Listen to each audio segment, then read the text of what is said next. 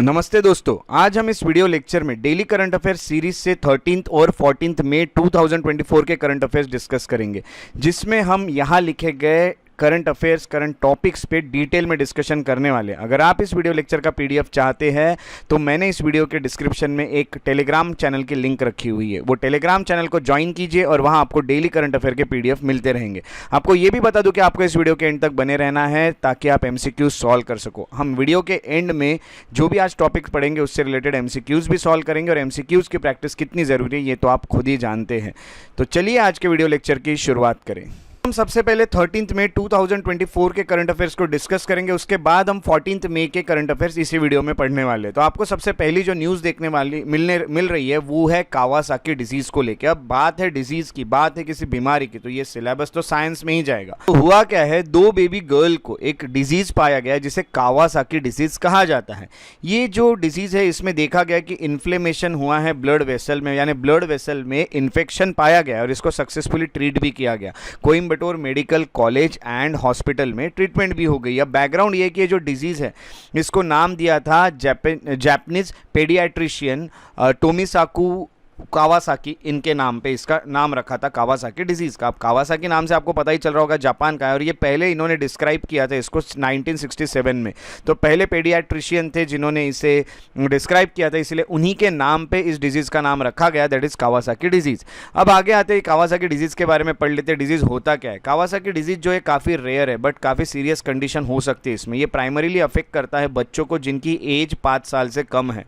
इसको muco cutaneous lymph node syndrome भी कहा जाता है। तो ये एक सिंड्रोम है जो बच्चों में देखने मिलेगा, यानी इसी डिजीज़ का ये नाम है। और कावासाकी डिजीज़ जो होता है इससे काफ़ी कॉम्प्लिकेशंस देखने मिलते हैं, पर्टिकुलरली ये हार्ट को अफेक्ट कर जाता है। और untreated for a prolong period, अगर इसको काफ़ी समय तक ट्रीट नहीं किया गया तो इसके कारण हार्ट में काफ़ी कॉम्प्लिकेशंस आ सकते हैं, जैसे इन्फ्लेमेशन हो सकता है कोरोनरी आर्टरी में, यानी हम कह सकते हैं कि कहीं ना कहीं इन्फेक्शन हो सकता है इस आर्टरी में, या इन्फ्लेमेशन हार्ट मसल्स में हो सकता है इन्फेक्शन, या प्रॉब्लम हो सकता है एसोसिएटेड विथ हार्ट के जो वॉल्व्स होते हैं वहाँ पे भी आपको, यानी वहाँ पे भी जिसको ये डिजीज़ होगा उसको प्रॉब्लम हो सकता है। तो इसको ट्रीट करना बहुत ज़्यादा ज़रूरी है, क्योंकि ट्रीट ना करने पे ब्लड वॉल्व्स जो होंगे हार्ट के वो भी वीक हो जाते हैं। तो ट्रीटमेंट में होता क्या है, तो ट्रीटमेंट में इंटरवेनियस इम्यूनोग्लोबिन, ऐसा कहा जाता है इस ट्रीटमेंट को।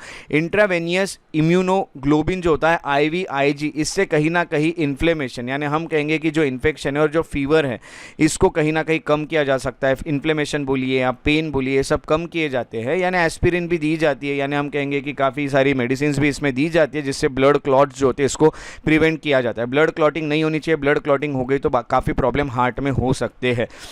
जल्दी अगर इसका पता चल जाए, जल्दी अगर इसका डायग्नोसिस हो जाए और जल्दी अगर ट्रीटमेंट कर दी जाए तो इसके रिस्क बहुत कम है, यानी इसके कॉम्प्लिकेशन ज़्यादा नहीं रहेंगे। स्पेशली हार्ट से रिलेटेड कॉम्प्लिकेशंस तो आने के चांस बहुत कम रहेंगे। और ये बता दूं कि कोई इन्फेक्शियस डिसीज़ नहीं है, यानी ये एक व्यक्ति से दूसरे व्यक्ति को स्प्रेड नहीं होता है, और इसका जो कॉज है वो अब तक समझ में नहीं आया कि ये होता कैसे है, किस कारणवश ये होता है। बट ऐसा कहा जाता है कि एबनॉर्मल इम्यून रेस्पॉन्स जो होता है, यानी कहीं ना कहीं इम्यूनिटी जो होगी वो अगर बराबर रेस्पॉन्ड ना करे किसी इन्फेक्शन को या फिर किसी एनवायरमेंटल फैक्टर्स को, तो ये हो सकता है किसी भी इंडिविजुअल को जेनेटिकली भी ये देखा जाता है। तो इस तरह का ये एक डिजीज़ है। इसके सिम्टम्स क्या होंगे, कैसे पता चलेगा कि डिजीज़ हुआ है? जिसको भी ये कावासाकी नाम का डिजीज़ होता है उसको फीवर होता है, और वो 102.2 डिग्री फ़ारेनहाइट से भी ज़्यादा, यानी 39 डिग्री सेल्सियस से भी ज़्यादा उसके बॉडी पे फीवर होता है, टेम्परेचर होता है बॉडी का। और ये 5 या फिर 5 और मोर डेज़ के लिए होता है, 5 या 5 से ज़्यादा दिन तक होता है।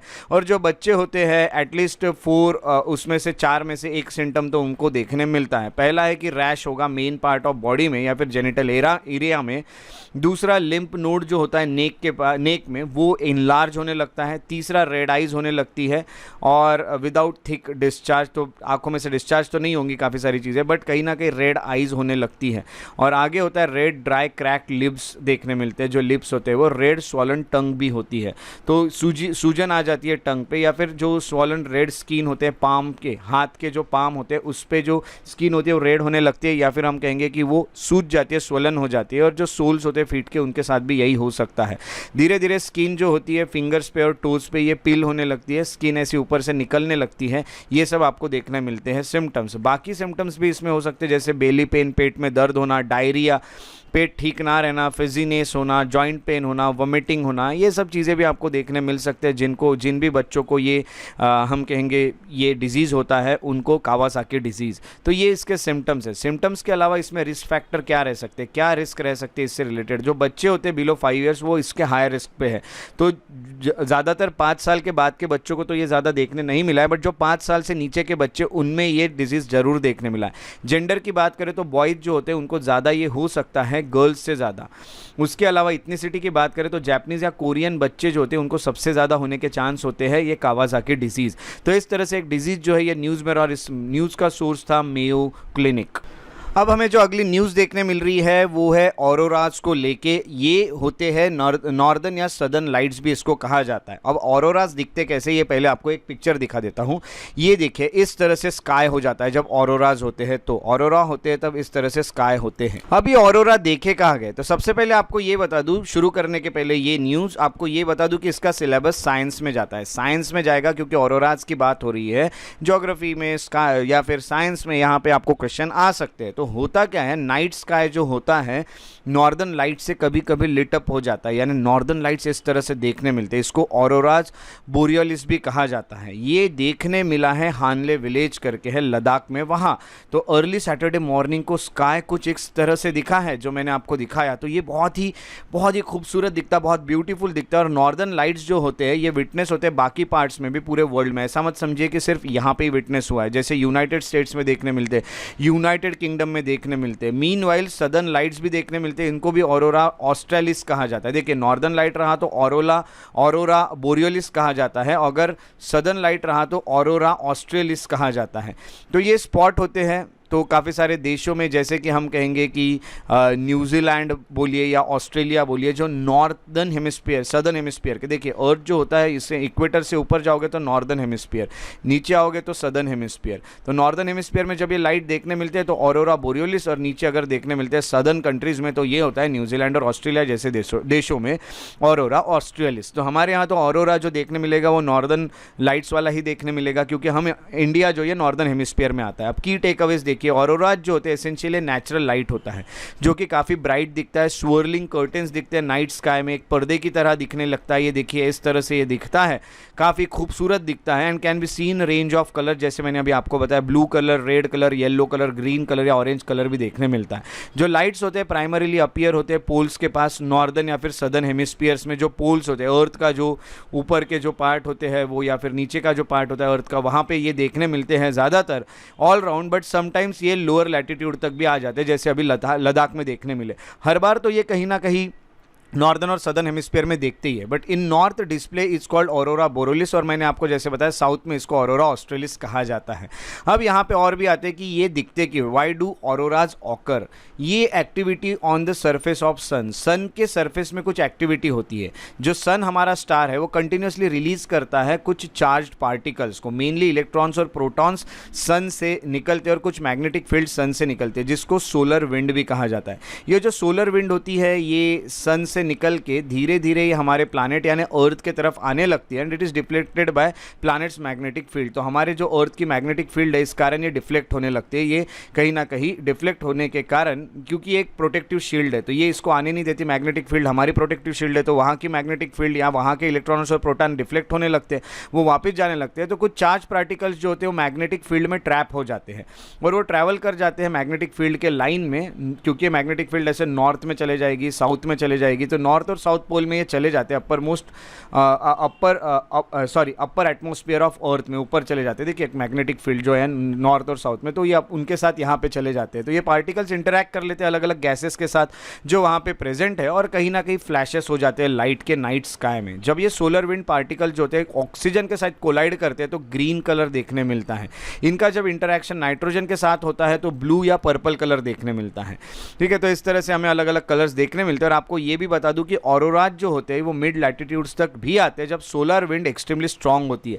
अब ये पोल्स तक तो पहुंच गए, अर्थ के ऊपर साइड तक तो पहुंच गए, बट नीचे नीचे के लैटिट्यूड्स में आने लगते हैं, जैसे लद्दाख के पास देखने मिले जब सोलर विंड काफ़ी जोर से बहने लगती है तो ये आने लगता है। This happens when activity of sun surface goes up, है ना। तो ये काफ़ी जोर से जब सोलर फ्लेयर्स होते हैं या फिर हम कहेंगे कि मास इजेक्शन होते हैं, काफ़ी सारे जो ये है इस तरह के पार्टिकल्स वो रिलीज होने लगते हैं तो एक्स्ट्रा बर्स्ट ऑफ एनर्जी होने लगती है सोलर एनर्जी में। तो ऐसे केस में सोलर विंड जो होती है वो काफ़ी इंटेंस हो जाती है और वो स्टॉर्म के इसमें जैसे जियोमैग्नेटिक जो स्टॉर्म होता है, एक तरह से आंधी तूफान हम कहते हैं, उसके साथ ये बह के यहाँ तक आ जाते हैं।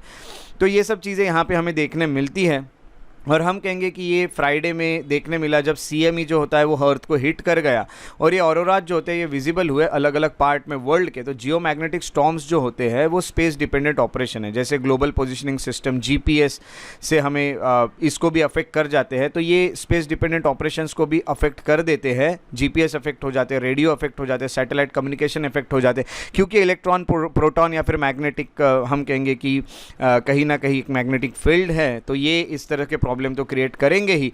और फ्लाइट ऑपरेशंस भी इससे काफ़ी, और पावर ग्रिड्स हो गया, फ्लाइट्स जो है हमारे एरोप्लेन्स और ये सब डिस्टर्ब हो जाते हैं उसके ऑपरेशंस, पावर ग्रिड जिससे हम इलेक्ट्रिसिटी सप्लाई करते हैं, या फिर स्पेस एक्सप्लोरेशन प्रोग्राम भी ये भी अफेक्ट होते हैं कहीं ना कहीं इस तरह के ऑरोराज से। दिखने में तो खूबसूरत है बट काफ़ी सारे ऑपरेशंस को अफेक्ट करके जाते हैं। तो ये जो ऑरोराज थे इसका जो सोर्स था ये था इंडियन एक्सप्रेस। अब हमें अगली न्यूज़ देखने मिल रही है और अगली न्यूज़ जो है वो है लिथियम को लेके, और लिथियम है और तो इसका सिलेबस जाता है ज्योग्राफी में या फिर इसका सिलेबस से क्वेश्चन साइंस में भी आ सकते हैं, तो दोनों चीज़ों के लिए आप रेडी रहिएगा। सबसे पहले आपको ये बता दूं कि एक कंपनी है खनिज विदेश इंडिया लिमिटेड जिसको काबिल कहा जाता है, ये कहीं ना कहीं इससे उम्मीद है कि ये लिथियम ब्लॉक जो है ऑस्ट्रेलिया में ये इस साल तक एक्वायर कर लेगा, यानी ऑस्ट्रेलिया में जहाँ लिथियम पाया जाता है वो हमें मिल जाएगा। तो ऐसे टॉप ऑफिशियल्स ने सैटरडे को कहा है। गवर्नमेंट ने पहले ये भी कहा है कि इंडिया जो होता है वो पंप इन करेगा अबाउट 200 करोड़ उस पर लगाएगा to explore and develop 5 lithium mines in Argentina. Argentina में पहले गवर्नमेंट ने यह भी कहा था कि 200 करोड़ रुपए लगाए जाएंगे जिससे 5 लिथियम माइंस जो अर्जेंटीना में है उसको भी हम एक्सप्लोर करेंगे। अर्जेंटीना में आपको देखने मिलता है कि ये लिथियम ट्रायंगल का एक पार्ट है, ये ऐसे देशों का पार्ट है जिसमें लिथियम देखने मिलता है। और आजकल तो पता है हर चीज़ हम इलेक्ट्रिक कर रहे हैं तो हमें बैटरीज की ज़रूरत पड़ेगी, लिथियम आयन बैटरीज की, तो लिथियम की हमें काफ़ी ज़रूरत पड़ेगी। तो ट्रायंगल में 3 देश आते हैं, एक है अर्जेंटीना, दूसरा है चिली और तीसरा है बोलीविया। ये 3 देश जो है इनके पास more than half of world's total lithium resources है। इतने सारे रिसोर्सेस तो इन 3 देशों के पास ही है। अब आप सोचिए कितना बड़ा काम है जो लिथियम है इनका इन देशों के पास। अब बैकग्राउंड में जाएंगे तो काबिल यानी खनिज विदेश इंडिया लिमिटेड, इसके ओनर 3 पब्लिक सेक्टर अंडरटेकिंग्स हैं, यानी 3 गवर्नमेंट की कंपनीज के अंडर ये आती है काबिल। पहली है नेशनल एल्यूमिनियम कंपनी लिमिटेड जिसको नैल्को कहा जाता है, दूसरा हिंदुस्तान कॉपर लिमिटेड जिसको HCL कहा जाता है, और तीसरा है मिनरल एक्सप्लोरेशन कंसल्टेंसी लिमिटेड जिसको MECL कहा जाता है। ये 3 कंपनीज मिलकर काबिल को चलाती हैं। अब लिथियम ये न्यूज़ में रहा तो लिथियम के बारे में जान लेते हैं। लिथियम एक केमिकल एलिमेंट है जिसका सिंबल जो है वो Li है और इसका एटॉमिक नंबर 3 है। कभी कभी अगर आपको फैक्चुअल क्वेश्चन आ गया तो ये 2 चीज़ें याद रखिएगा।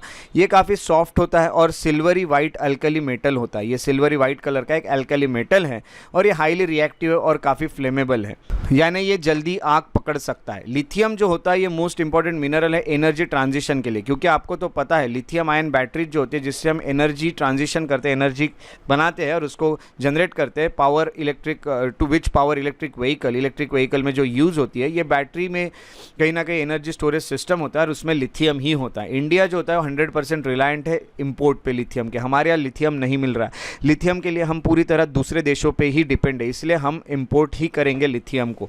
फिजिकल प्रॉपर्टीज़ की बात करें लिथियम की तो लिथियम एक सिल्वरी वाइट मेटल है, सिल्वर कलर का वाइट मेटल है और स्टैंडर्ड एटॉमिक वेट जो है इसका अप्रॉक्सीमेटली 6.94 आपको देखने मिलता है एटॉमिक वेट।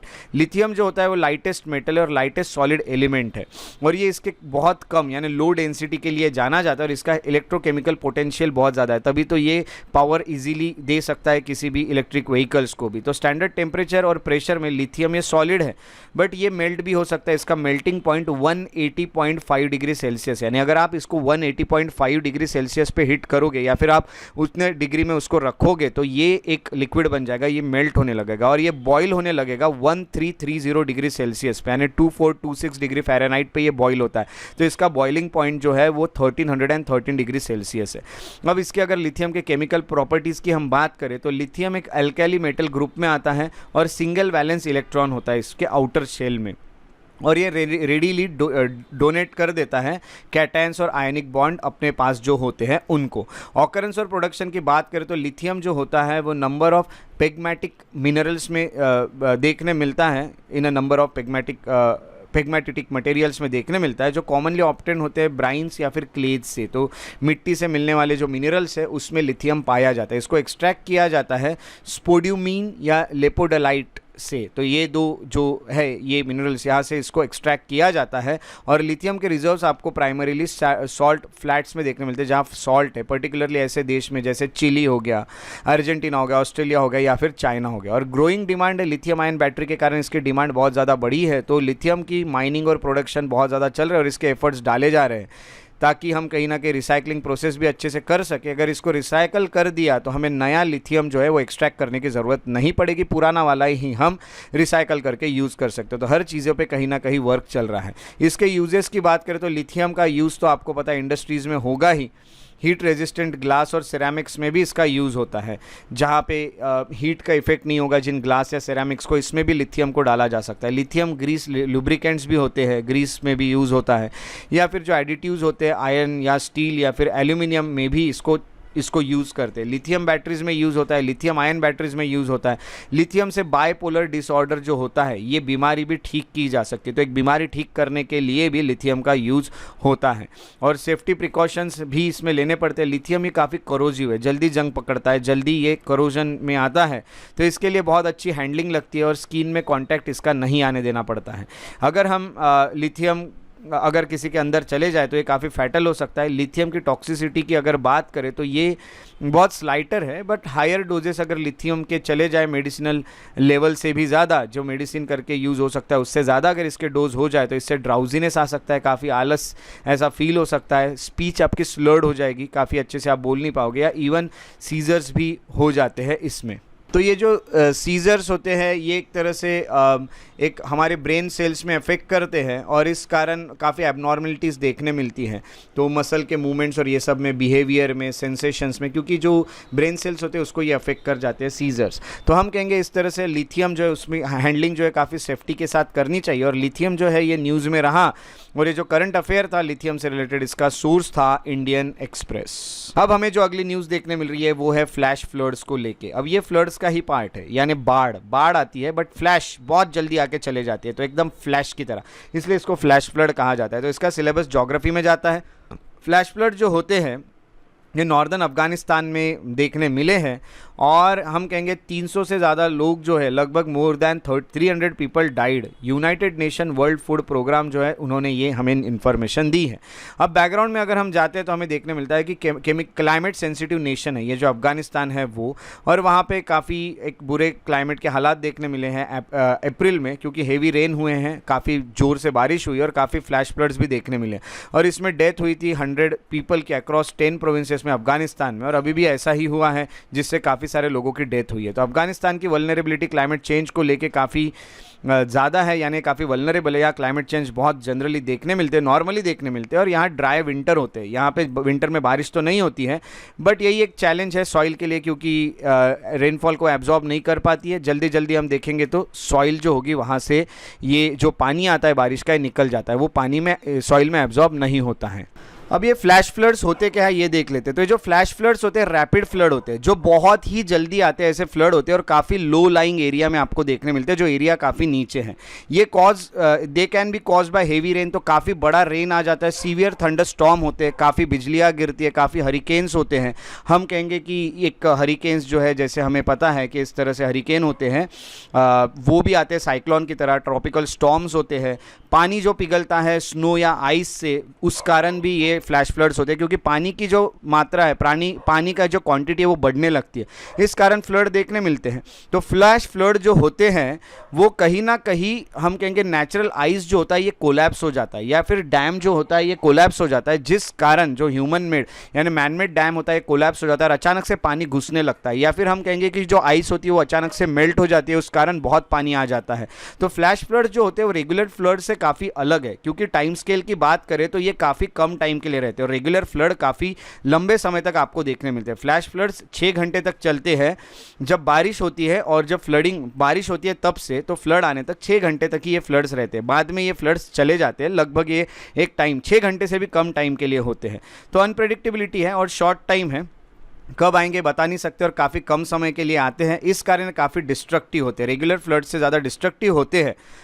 तो ये जो फ्लड्स होते हैं वो, और आपको ये भी बता दूं कि फ्लैश फ्लड जो होते हैं ये काफ़ी बड़े क्वांटिटीज़ ऑफ सेडिमेंट्स को डिपॉजिट करते हैं, क्योंकि काफ़ी सारी चीज़ें इस पानी के साथ बहते आती है, मिट्टी बह के आती है, पत्थर बह के आती है, और फ्लड प्लेन जो होते हैं वहाँ डिपॉजिट होती है। फ्लड प्लेन जो होती है वो इन्हीं सेडिमेंट से बनी होती है। फ्लड आता है, मिट्टी डिपॉजिट होती है, फ्लड आता है, पानी के साथ मिट्टी बह के आती है, डिपॉजिट होती है, पत्थर डिपॉजिट होते हैं, और इस कारण ज़मीन जो होती है उसके ऊपर ये होते हैं, इसको फ्लड प्लेन्स कहा जाता है। तो वेजिटेशन को भी डिस्ट्रक्टिव होते हैं, वेजिटेशन भी खराब कर देते हैं। इंडिया में बात करें तो फ्लैश फ्लड्स जो होते हैं वो क्लाउड बर्स्ट के कारण आते हुए दिखते हैं। जब एकदम से क्लाउड बर्स्ट होता है तो एकदम से बारिश गिरती है, सडनली बारिश आती है, इंटेंस रेनफॉल आता है, कम टाइम के लिए जरूर आता है बट बहुत सारा आता है।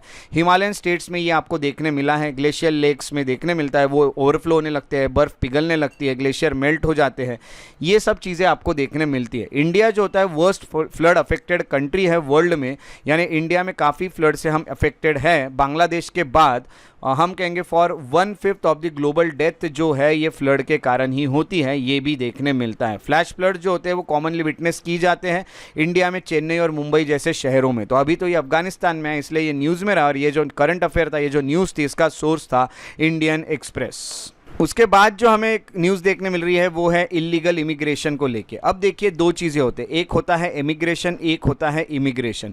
जब आई दिख रहा है माइग्रेशन के सामने तो याद रखेगा लोग अंदर आए हैं, जब ईएम दिख रहा है माइग्रेशन के सामने तो लोग हमारे देश से बाहर गए, तो जब हमारे देश के अंदर आते तो उसको इमिग्रेशन कहते हैं। तो ये इमिग्रेशन है, यानी यहाँ पे इलीगली कुछ लोग हमारे देश में आए हैं, और ये जो करंट अफेयर इसका सिलेबस GS 3 में जाता है। तो सबसे पहले देखने क्या मिला है कि मणिपुर के जो चीफ मिनिस्टर है एन बीरेन सिंह, उन्होंने संडे को कहा है कि 5801 लीगल इमिग्रेंट्स आए हैं म्यांमार से, हम कहेंगे मणिपुर में, ऐसा उन्होंने कहा है। तो कैमजोंग डिस्ट्रिक्ट जो है वहाँ पे सिविल वॉर हुआ था, ये हाँ हम कहेंगे कि जो म्यांमार था वहाँ, और ये सिविल वॉर के चलते काफ़ी सारे लोग नेबरिंग कंट्री में घुस गए इससे बचने के लिए। सो हम कहेंगे यहाँ बहुत सारे इलीगल माइग्रेशन हुआ है, और इलीगल माइग्रेशन जो है ये फिर से न्यूज़ में आ गया है। माइग्रेशन हुआ, ये टॉपिक काफ़ी सेंसिटिव और ह्यूमैनिटेरियन डायमेंशन है इस टॉपिक के, क्योंकि देखोगे तो किसी और देश से किसी और देश में लोग जाना यानी बहुत सारे प्रॉब्लम्स हो सकते हैं। तो ये सब देखना पड़ेगा, तो क्या प्रॉब्लम हो सकते हैं इलीगल इमिग्रेशन के, ये देखते हैं। सबसे पहले it is एलिज्ड that among illegal migrants, जो भी इलीगल माइग्रेंट्स आ रहे हैं देर आर ऑल्सो मिलिटेंट्स। तो इसमें कुछ मिलिटेंट्स भी हो सकते हैं, कुछ ऐसे मिलिटेंट्स ग्रुप भी हो सकते हैं जैसे कि NSCN हो गया, या खुफला करके ग्रुप्स है जो इंडिया में एंटर होते हैं और टेररिस्ट एक्टिविटीज़ करते हैं। ये भी एक डर रहता है। रिसेंट डिकेड्स में यानी पिछले 10 सालों में ये देखने मिला है कि ट्रैफिकिंग ऑफ वुमेन और ह्यूमन स्मगलिंग भी काफ़ी बड़ी है। तो वुमेन को बेचना, जिसको ट्रैफिकिंग ऑफ वुमेन कहते हैं, या ह्यूमन की स्मगलिंग होना, ये भी काफ़ी अक्रॉस बॉर्डर्स होता रहता है। तो इस पर ध्यान रखना ज़रूरी है। तो कमीशन जो है ऑन इंटीग्रेशन एंड कोहेशन, ये कमीशन जो है उन्होंने ये कहा है कि टेंशन यूजुअली एग्जिस्ट करते हैं जब हाई लेवल माइग्रेशन होंगे। तो उसके अलावा जो सोशल एक्सक्लूजन है, यानी सोसाइटी के कुछ लोगों को बाहर निकल जाना पड़ता है क्योंकि गरीबी के कारण, घर ठीक से पुअर हाउसिंग के कारण, तो उनको अपनी जगह छोड़ना पड़ता है और फिर वो किसी और देश में माइग्रेट होते हैं और उस कारण काफ़ी प्रॉब्लम्स हो सकते हैं। तो इमिग्रेशन के कारण काफ़ी प्रेशर भी बढ़ता है गवर्नमेंट को, क्योंकि गवर्नमेंट को खर्चा बढ़ाना पड़ता है एजुकेशन पे, पॉपुलेशन बढ़ जाती है, एजुकेशन ज़्यादा देना पड़ता है, हेल्थ फैसिलिटीज़ पे ज़्यादा खर्चा करना पड़ता है इमिग्रेंट्स के। तो इलीगल इमिग्रेंट्स जो होते हैं वो अपना नाम वोटिंग लिस्ट में भी इलीगली रजिस्टर करा लेते और वो क्लेम करने लगते कि हम भी ये देश के सिटीज़न हैं। और माइग्रेशन जो जब ये इमिग्रेंट्स आते हैं, इन्फ्लक्स होते हैं जब ये इमिग्रेंट्स किसी भी देश में, तो कहीं ना कहीं इंडिजीनियस पीपल जो है, वहाँ के जो रहने वाले लोकल पीपल है उस रीजन के, उनको प्रॉब्लम होना शुरू हो जाता है। लार्ज एरियाज़ में जो है फॉरेस्ट लैंड के, वो भी इंक्रोच कर दी जाती है इमिग्रेंट्स के द्वारा, क्योंकि उनको रहने को ज़मीन होना, तो फॉरेस्ट भी काट देते हैं सेटलमेंट के लिए, कल्टिवेशन के लिए, खेती करने के लिए। और इस कारण काफ़ी कॉन्फ्लिक्ट हो जाता है रिसोर्स यूटिलाइजेशन में, जो लोकल कम्युनिटीज़ होती है उनका। तो काफ़ी रिसोर्सेस यहाँ पे नहीं देखने, यानी उसका भी लॉस होने लगता है। तो लॉज कौन से इंडिया में इलीगल माइग्रेशन से रिलेटेड, तो लॉज जो बने हैं वो है फॉरेनर्स एक्ट 1946, जिसमें सेंट्रल गवर्नमेंट जो होता है वो डिपोर्ट कर सकती है इलीगल फॉरेन नेशनल को, इंडिया से बाहर कर सकती है। दूसरा है under passport entry into India act 1920 की पासपोर्ट एंट्री, इसमें जो स्टेट गवर्नमेंट होती है उनको ये एक पावर दिया है कि वो रिमूव कर सकते हैं इलीगल फॉरेनर्स को बाय फोर्स का यूज़ करके उनको बाहर किया जा सकता है। तीसरा है सिटीजनशिप एक्ट 1955, इससे सिटीजन एक्वायर कैसे होगी सिटीजनशिप यानी एक्विजिशन, और किसको इंडियन सिटीजन कहा जाएगा ये डिसाइड किया जाता है। तो इन तीनों से हम देख सकते हैं, इन तीनों लॉज या फिर ऐसे जो भी एक्ट्स है हमारे पास उनसे, कि हम इलीगल माइग्रेंट्स को किस तरह से टैकल करें। तो ये इलीगल माइग्रेशन का जो न्यूज़ थी इसका सोर्स था द हिंदू। तो अभी हमने जो करंट अफेयर देखे वो थे 13 मई के। अभी हम जो करंट अफेयर देखने वाले हैं वो है 14 मई 2024 के। तो जो पहली न्यूज़ देखने मिल रही है 14 मई की, वो है ओलियंडर फ्लावर को लेके, और इसका जो सिलेबस जाता है वो साइंस में जाता है। ओलियंडर फ्लावर नाम का एक फ्लावर है। सो हुआ क्या है, केरला गवर्नमेंट जो कंट्रोल करती है टेम्पल बोर्ड्स को, ऐसे दो बोर्ड्स ने टुगेदर मैनेज जो करते हैं 2500 टेम्पल्स, स्टेट में 2500 टेम्पल्स को मैनेज करते हैं, उन्होंने बैन किया है ओलियंडर फ्लावर्स का यूज़। उन्होंने कहा है कि ये फ्लावर्स टेम्पल में यूज़ नहीं हो सकते हैं, लोकली इसको अराली कहा जाता है। तो ये फ्लावर्स बैन कर दिए गए टेम्पल में ऑफर करने के लिए। आफ्टर 24 ओल्ड वुमेन डाइड, तो 24 साल की एक वुमेन की डेथ हुई है क्योंकि उन्होंने एक्सीडेंटली ओलियंडर के लीव्स जो है वो खा लिए। तो हो सकता है प्रसाद में मिल गए और प्रसाद में थोड़े से कहीं गिर गए होंगे लीव्स, और उस फ्लावर के जब लीव्स वो उस लेडी के अंदर गए तो वो वुमेन की डेथ हो गई है। तो ये ओलियंडर फ्लावर जो होता है इसको बैन कर दिया गया है। अब बैकग्राउंड ये है कि ओलियंडर की जो टॉक्सिसिटी है वो पूरे वर्ल्ड में रिकॉग्नाइज की गई है, काफ़ी टॉक्सिक है, काफ़ी हार्मफुल है।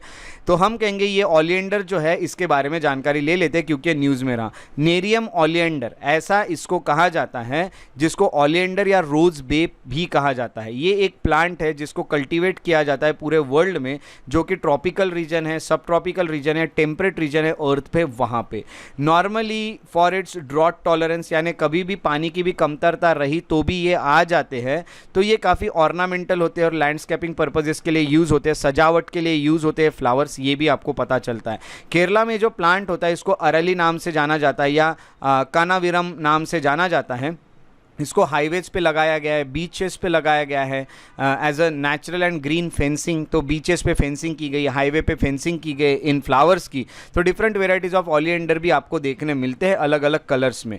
अब आयुर्वेदा में ये जो है इसके बारे में क्या कहा गया है ये भी देखते हैं। आयुर्वेदा, रेफरेंस इन आयुर्वेदा, आयुर्वेदिक फार्माकोपियो जो है इंडिया का, ऑफ इंडिया API, तो ये गवर्नमेंट डॉक्यूमेंट है एक, जो डिस्क्राइब करता है quality, purity and strength of drugs. जो भी मेडिसिन्स बताई गई है वो कितनी अच्छी, उसकी क्वालिटी, उसकी प्योरिटी कितनी और स्ट्रेंथ कितनी है, ये बताया जाता है जो आयुर्वेदा में यूज़ होती है।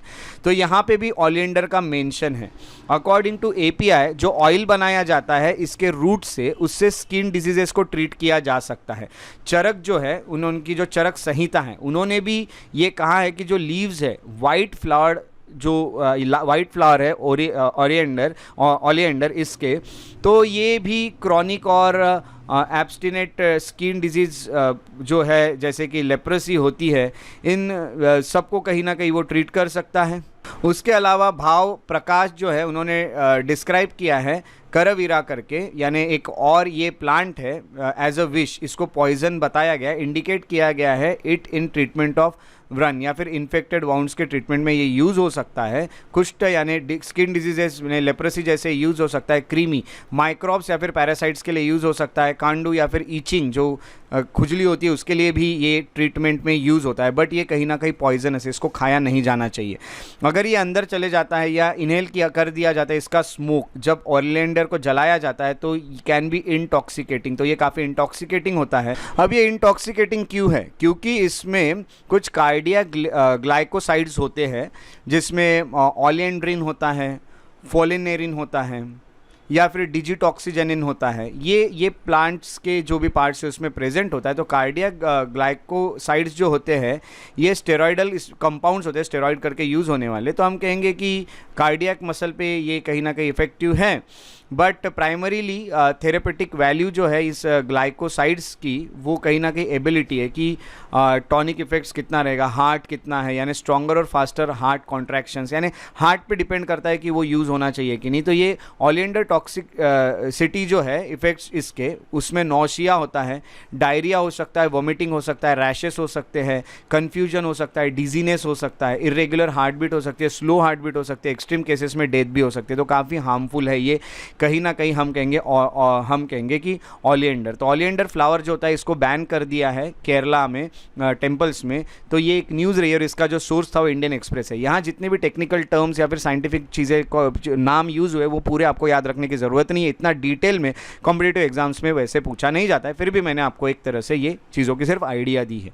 उसके बाद अगली जो न्यूज़ है वो है ज़ीरो डे वल्नरेबिलिटी को लेके, और ज़ीरो डे वल्नरेबिलिटी जो है ये न्यूज़ में रहा है और इसका सिलेबस जाता है करंट इवेंट में। तो गूगल ने रिलीज किया एक सिक्योरिटी अपडेट गूगल क्रोम के लिए जो फिक्स करेगा जीरो डे वल्नरेबिलिटी। अब जीरो डे वल्नरेबिलिटी क्या होता है ये भी मैं आपको बताता हूं, बट इसके पहले आपको ये बता दूं कि सिक्योरिटी वल्नरेबिलिटी जो होती है ये वो exploited in the wild and could result in data leakage. तो अगर ये ठीक से नहीं रहा कंप्यूटर की या लैपटॉप्स की सिक्योरिटी तो हम इंटरनेट का यूज़ करते, इससे डेटा लीकेज हो सकता है, आपका डेटा कहीं और जा सकता है। उसके अलावा कोड एग्जीक्यूशन ठीक से नहीं हुआ तो ये भी हमारे जो सॉफ्टवेयर होते हैं ये भी क्रैश हो जाएंगे, सॉफ्टवेयर ठीक से काम नहीं करेंगे। तो fifth zero day exploit Google ये आया है और इन्होंने फिक्स किया है since the start of this year, यहाँ से फिक्स करना शुरू किया है। तो 3 जीरो डे एक्सप्लॉइट जो है ये डिस्कवर किए गए मार्च 2024 में। तो ये जीरो डे वल्नरेबिलिटी होती क्या है ये सबसे पहले आपको बताने से हम शुरुआत करेंगे इस करंट अफेयर की। तो की टेक अवेज में जाते हैं। तो सबसे पहले जीरो डे वल्नरेबिलिटी ये एक अनडिस्कवर्ड फ्लॉ है, एक बहुत बड़ा प्रॉब्लम है जो एप्लीकेशन या ऑपरेटिंग सिस्टम में देखने मिलता है, हमारे OS में देखने मिलता है। जीरो डे वल्नरेबिलिटी नाम का ये एक प्रॉब्लम है।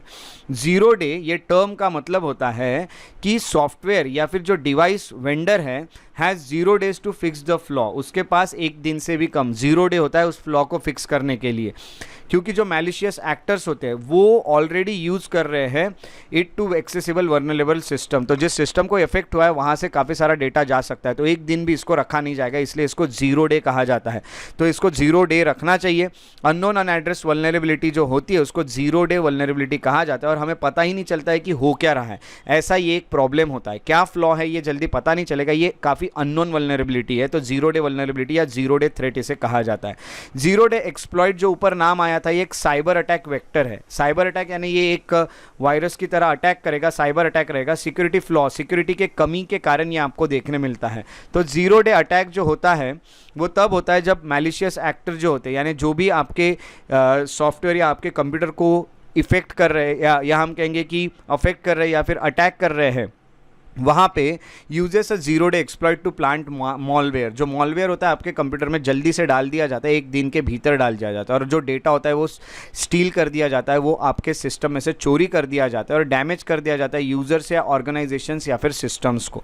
0 डे वल्नरेबिलिटी जो होती है वो आपको ऑपरेटिंग सिस्टम या कंप्यूटिंग डिवाइसेस में देखने मिलती है और ये सीवियर सिक्योरिटी रिस्क है, काफ़ी रिस्क पे रहता है। तो हम कहेंगे कि ह्यूज नंबर ऑफ यूज़र्स और एंटायर ऑर्गेनाइजेशंस जो होती है ओपन टू साइबर क्राइम ये होते हैं। तो वेंडर जब तक इसको ठीक नहीं कर देगा, इसका सोल्यूशन नहीं दे देगा, जहाँ से आपने मशीन खरीदी है या फिर आपका ऑपरेटिंग सिस्टम जो आपको प्रोवाइड कर रहा है, जब तक वो इसे ठीक नहीं करते तो आप काफ़ी रिस्क पे होते हैं, आपकी मशीन जो होती है काफ़ी रिस्क पे होती है। सिमिलर बट सेपरेट कंसेप्ट है 0 डे मॉलवेयर करके। ये मॉलवेयर एक वायरस है या फिर मॉलवेयर है ये कहीं ना कहीं for which the signature is unknown, ये कहाँ से आई आपको तो पता नहीं चलेगा, ये अनअवेलेबल, ये अब तक अनअवेलेबल है, बट आ गया तो ये भी काफ़ी खतरनाक है, ये भी अनडिटेक्टेबल है। बहुत एंटीवायरस सॉफ्टवेयर सॉल्यूशंस इसको डिटेक्ट नहीं कर पाते हैं और कहीं ना कहीं ये जल्दी से इफेक्ट कर देता है सॉफ्टवेयर या फिर हमारे मशीन्स को, और डेटा जल्दी से निकाल लिया जाता है, हमारा डेटा कहीं और चले जाता है और हमें पता भी नहीं चलता है। तो इस तरह से ये 0 डे वल्नरेबिलिटी होती है। और ये जो न्यूज़ थी, इसका करंट अफेयर जो था, ये इसका सोर्स था द हिंदू। अब हमें जो अगली न्यूज़ देखने मिल रही है वो है काजीरंगा नेशनल पार्क को लेके। अब नेशनल पार्क आ रहा है तो इसका सिलेबस एनवायरमेंट में जाएगा, जियोग्राफी में जाएगा, तो जियोग्राफी या एनवायरमेंट से आपको यहाँ पे क्वेश्चन देखने मिल सकते हैं। तो आसाम का जो काजीरंगा नेशनल पार्क है, उन्होंने हाईएस्ट रेवेन्यू कलेक्ट किया है इन इट्स 50 ईयर हिस्ट्री। 50 साल के इतिहास में सबसे ज़्यादा रेवेन्यू अभी कलेक्ट हुआ है। रेवेन्यू कलेक्ट जो किया अथॉरिटीज़ ने काजीरंगा नेशनल पार्क के, वो टूरिस्ट से जो कलेक्ट किया है वो 8.8 करोड़ पे पहुंच गया है। तो देखिए कितना बड़ा रेवेन्यू आया है। काजीरंगा नेशनल पार्क जो होता है, यहाँ पे एलिफेंट ग्रास मीडोज है, तो छोटे मोटे ग्रास है जहाँ पे एलिफेंट्स होते हैं, वहाँ जैसे होते हैं। स्वैम्पी लगून्स है, लगून्स लेक्स की तरह होते हैं, स्वैम्पी होते हैं, दलदल वाले होते हैं। काफ़ी डेंस फॉरेस्ट है, घना जंगल है, और more than 2200 Indian one horn rhino, जो राइनो होते हैं, जो गेंडे होते हैं, यहाँ पे आपको देखने मिलते हैं। अप्रॉक्सीमेटली 2/3 जो वर्ल्ड में पॉपुलेशन है उसके 2/3 तो यहीं पे देखने मिलते हैं। तो काजीरंगा नेशनल पार्क फिर एक बार न्यूज़ में आ गया, काफ़ी बार ये न्यूज़ में रहता है, और काजीरंगा नेशनल पार्क जो, इसके बारे में जानकारी लेनी होगी। काजीरंगा नेशनल पार्क लोकेटेड है गोलाघाट, या फिर हम कहेंगे कि नागांव डिस्ट्रिक्ट्स में, जो कि स्टेट ऑफ आसाम में आते हैं। काफ़ी बड़ा इसलिए 2 डिस्ट्रिक्ट्स में पहुंचा हुआ है। ये लोकेटेड है ईस्टर्न हिमालय के एजेस पे। ये एक बायोडाइवर्सिटी हॉटस्पॉट्स है, यहाँ पे हॉटस्पॉट है, यानी काफ़ी सारे आपको डाइवर्सिटी देखने मिलती है, प्लांट्स और एनिमल्स की अलग अलग वेराइटी देखने मिलती है। और पार्क जो है ये यूनेस्को वर्ल्ड हेरिटेज साइट भी है, तो काफ़ी इसको वर्ल्ड में भी एक रिकॉग्निशन मिला है, काफ़ी महत्व मिला है। और इसमें पॉपुलेशन जो है वो बहुत ज़्यादा है, 1 हॉर्न्ड राइनो की, तो ये भी बहुत बड़ा अट्रैक्शन है विजिटर्स के लिए। काजीरंगा जो होता है ये इंपॉर्टेंट बर्ड एरिया भी यहाँ पे आपको दिया गया है बर्ड लाइफ इंटरनेशनल के अंडर, और एविफोनल स्पीसीज़ यानी जो हवा में रहते हैं ऐसे स्पीसीज़ भी यहाँ पे प्रोटेक्ट किए जा रहे हैं। पार्क का कॉन्ट्रीब्यूशन है कि यहाँ पे 1 हॉर्न्ड राइनोसरस जो है उनको प्रोटेक्ट किया जाता है। ये एक्सटिंक्ट होने वाले थे, ये गायब होने वाले थे, इनकी पॉपुलेशन खत्म होने वाली थी 20th सेंचुरी तक, तो हम कहेंगे इनको कहीं ना कहीं यहाँ रखा गया। सिंगल लार्जेस्ट पॉपुलेशन जो स्पीसीज की वहाँ पे आपको देखने मिलती है, तो इसका काफ़ी बड़ा अचीवमेंट है कंजर्वेशन को लेके। तो इन्होंने काफ़ी अच्छे से कंजर्व किया है यहाँ पे 1 हॉर्न राइनोसेरस को। ये जो पार्क है ये स्प्रेड है over the area of 1090 square kilometre के एरिया में आपको देखने मिलता है, यानी हम कहेंगे लगभग 420 स्क्वायर मीटर्स का एरिया है। यहाँ पे काफ़ी ब्रीडिंग पॉपुलेशन है, एलिफेंट्स की भी, वाइल्ड वाटर बफेलो भी है, स्वैम्प डियर भी है, ऐसे अलग अलग स्पीसीज देखने मिलते हैं। एंडेंजर्ड गंगेटिक डॉल्फिन जो है, गंगेस डॉल्फिन जो है वो भी आपको कुछ कुछ ऑक्सबोज लेक में देखने मिलती है। और अगर आप देखोगे over the time tiger population भी काजीरंगा में बढ़ी है। काजीरंगा को टाइगर रिजर्व करके डिक्लेयर किया गया था 2006 में। तो काफ़ी डिफरेंसेस है एल्टीट्यूड में, जो ज़मीन है वो कम ज़्यादा हाइट पे है ईस्टर्न और वेस्टर्न एरियाज़ में पार्क के, तो इसीलिए यहाँ अलग अलग वेजिटेशन मिलता है। एल्यूवियल इनंडेटेड ग्रासलैंड भी मिलती हैं जो कि प्लेन्स में हो सकती है, एल्यूवियल सवाना वुडलैंड भी मिलते हैं, tropical moist mixed deciduous forest भी मिलते हैं, तो ट्रॉपिकल सेमी एवरग्रीन फॉरेस्ट भी मिलते हैं। तो अलग अलग यहाँ पे आपको वेजिटेशन देखने मिलते हैं क्योंकि हाइट कम ज़्यादा है।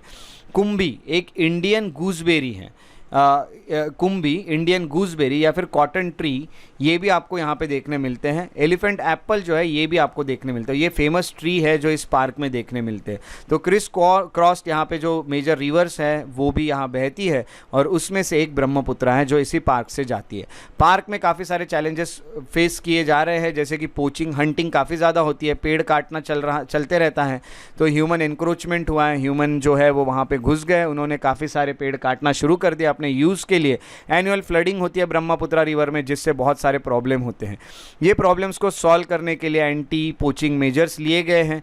हम कहेंगे कि जैसे शिकार रोकने के लिए काफ़ी एक्ट्स लॉज बनाए गए हैं। कम्युनिटी इन्वॉल्वमेंट भी यहाँ पे दिखाया गया है, यानी कम्युनिटीज़ को भी इन्वॉल्व किया गया है आसपास के, जिससे ये चीज़ें रोकी जाए। हैबिटेट रिस्टोरेशन प्रोजेक्ट्स भी यहाँ चलाए जा रहे हैं, जिससे फॉरेस्ट को फिर से ठीक किया जाए, फिर से उसको रीजनरेट किया जाए, जो यहाँ पे इकोसिस्टम खराब हुआ है उसको। तो काजीरंगा नेशनल पार्क भी न्यूज़ में रहा, और इसका जो करंट अफेयर का जो सोर्स था वो था द हिंदू। चलिए अब बारी आज के प्रैक्टिस एमसीक्यूज को सॉल्व करने की। सबसे पहले हम देखते हैं question number 1। Consider the following statements about Kawasaki disease. It is infectious disease primarily affecting lactating mothers. Second, it can lead to complication particularly affecting heart. Third, it is caused by radiation exposure. How many of the statement given above are correct? Only one, only two, all three या फिर none. जो भी आपको answer सही लगते हैं उसको comment section में लिखिए. क्वेश्चन नंबर 2 जो है वो है with reference to aurora borealis and aurora australis. Consider the following statement. Auroras expand to mid latitudes when the solar winds are extremely weak. Aurora borealis is the other name for northern lights. Ladakh has witness auroras multiple times. How many statements given above are correct? Only one, only two, all three या फिर none. Question number 3 जो है वो है consider the following statements about lithium. First is spodumene and lepidolite are the main mineral resources for extracting lithium. Second, it is soft silvery white alkali metal that is highly reactive and flammable. Third, lithium is used in treatment of bipolar disorder. How many of the statement given above are correct? Only one, only two, all three या फिर none.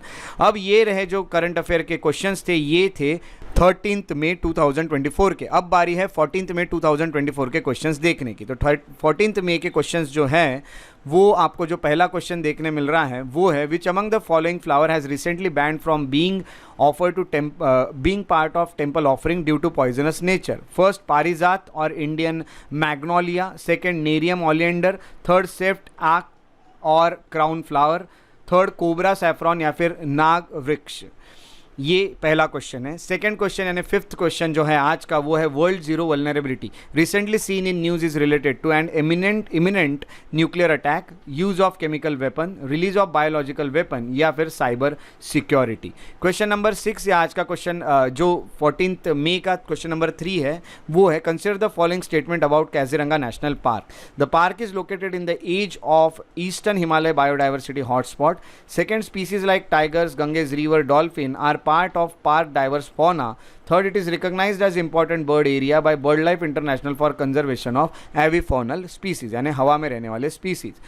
How many of the statement given above are correct? Only one, only two, all three या फिर none. जो भी answer सही लगते हैं उसको कमेंट सेक्शन में लिखते रहिएगा. अब बारी है जो मैंने पिछले करंट अफेयर्स के क्वेश्चंस पूछे थे उसके आंसर जानने की. तो 10th और 11th में के आंसर जो है वो है क्वेश्चन नंबर 1 का डी, क्वेश्चन नंबर 1 का बी, क्वेश्चन नंबर 2 का बी, क्वेश्चन नंबर 3 का C, question number 4 D, question number 5 C, question number 6 C. I hope आप सबके आंसर्स करेक्ट निकले हो. अगर आपको मेरे वीडियोस पसंद आते हैं तो लाइक जरूर करें, शेयर करें और मेरे यूट्यूब चैनल को सब्सक्राइब करके बेल आइकॉन को प्रेस करना ना भूलें ताकि आने वाले वीडियोस के नोटिफिकेशन आपको रेगुलरली मिलते रहे. अगर आप और अपडेट्स चाहते हैं तो आप फेसबुक पेजेस जो है मेरे उनको भी फॉलो और लाइक कर सकते हैं. श्रेयस बढ़िया इंटरप्रिटेशन. अगर आप मुझसे कोई भी क्वेश्चन पूछना चाहते हैं, कोई भी डाउट पूछना चाहते हैं तो आप मुझे डायरेक्ट मैसेज के थ्रू इंस्टाग्राम पे भी पूछ सकते हैं. मुझे फॉलो कीजिए श्रेयस बढ़िया द पीस लवर पर. आपको आपके सवालों के जवाब भी मिलते रहेंगे. उसी के साथ साथ अगर आप मुझे मेल करना चाहे तो shreyasbadi@gmail.com पे आप मुझे मेल भी कर सकते हैं. और अगर आप और भी इंफॉर्मेटिव वीडियो चाहते हैं तो आप